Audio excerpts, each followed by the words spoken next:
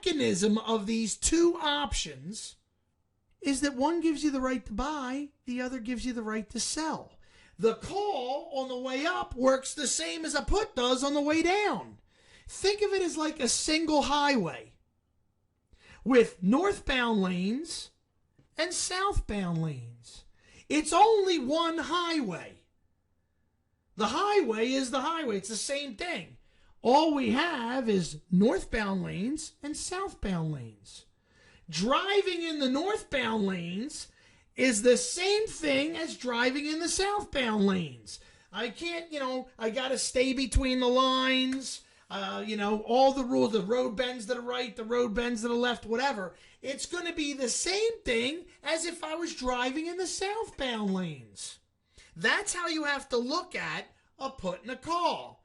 They only have the difference between one being a northbound thing and the other being a southbound thing. Other than that, all the mechanisms, the rules, the mechanics, all of it is the same.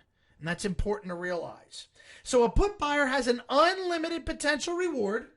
As far down as a stock goes, they profit. Now, do understand, because a stock can only trade down to zero, technically, a put buyer doesn't really have an unlimited reward. It might seem like it's close to unlimited if you bought puts in Google and Google went down to zero. But the fact is that stocks can't trade below zero. They can trade to infinity, but they can't go below zero. So whereas as a concept, we'll say a put buyer has an unlimited potential reward, in actuality, technically, the reward is limited to the stock price going to zero. A put buyer definitely has limited risk, though. Like the call buyer, a put buyer can only lose what they paid for the put. Put sellers are like call sellers. A put seller potentially has an unlimited risk. Now, I understand. Stock can only go down to zero. And if that's true, then the actual put seller, they don't really have a totally unlimited risk. Technically, the risk is limited to the stock going to zero. But like I said, if you were trading Google or Apple, it might not be unlimited technically, but it's sure as heck going to feel like it when the thing starts falling out of bed and you're short a put. So just for the concept, put sellers have unlimited risk and they have a limited reward. Remember, when you sell an option, any option, whether it be a call or a put, is in this case, you can only make what you sold the option for. So a put seller can only make what they sold the put for. If they sold the put for $5, the most they can make is $5. That's it. Let's take a little look at a put example. Go over this one more time. Here, we're going to buy 20 SLB May 40 puts for $3. Again, buy tells us which side of the trade you're on. If it said sell there, then we'd be a seller. Obviously, it says buy there, so in this case, we're on the buy side of this trade. 20 equals the volume, the total amount of contracts that we're trading.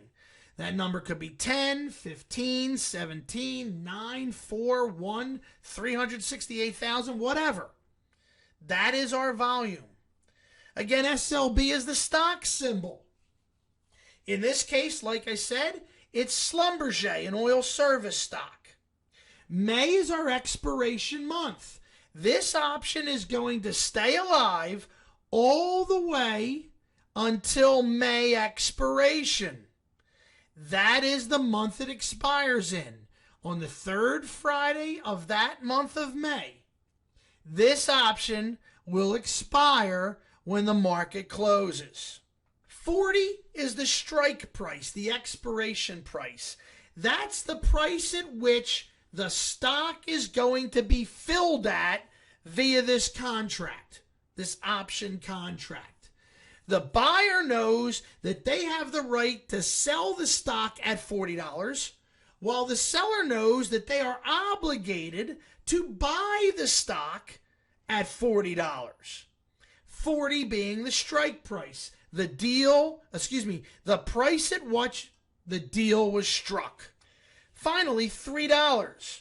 That is the price of the option. We're buying 20 SLB May 40 puts for $3. That $3 signifies price per share per contract. We know that each contract has 100 shares in it. So if we're buying this option for $3, it's $3 per each of the 100 shares. That means it's $3 times the 100 shares. Each contract will be worth $300. If we were buying one contract, it'd be worth $300. Two contracts, we'd be $600.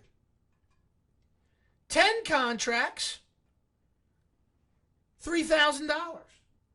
20 contracts, $6,000. $3 stands for the price per share per contract. When we talk about the moneyness of puts, we're again talking about in the money, at the money, and out of the money. Now, the in the money put is said to be any put whose strike price is greater than the current stock price. So if we take an example of the stock trading at 45 and we're looking at the 50 put, the 50 put strike price is 50, and that is greater than the current stock price of 40. That option would be said to be in the money. It has intrinsic value. Think about it. If I have the right to sell the stock at 50, a stock that's currently trading at 40, I could exercise my right to sell it to someone at 50 and then go out into the open market and buy it back for 40.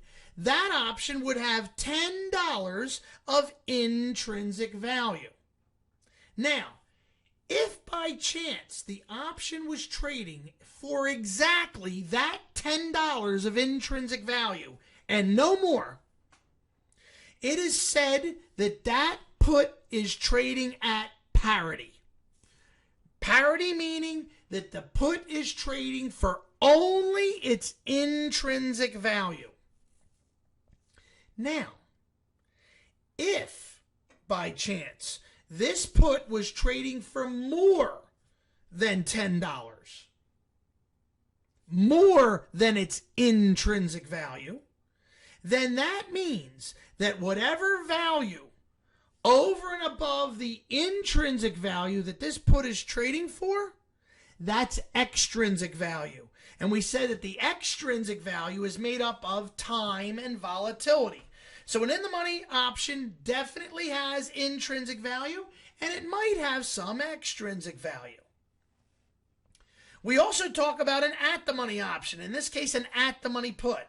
The at-the-money put is the put whose strike price is closest to the current stock price.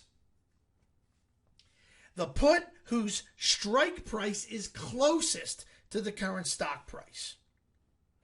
Now that put, that at-the-money put, will definitely have extrinsic value.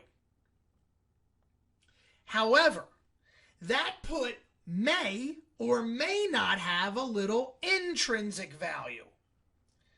If the put strike is slightly above the stock price, then that put is going to have, that at-the-money put's going to have a little intrinsic value.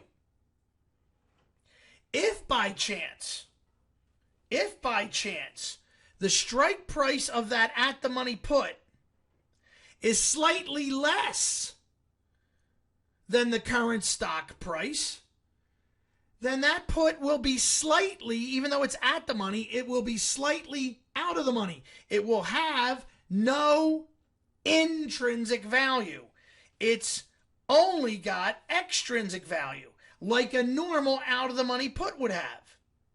An out-of-the-money put is any put whose strike price is less than the current stock price.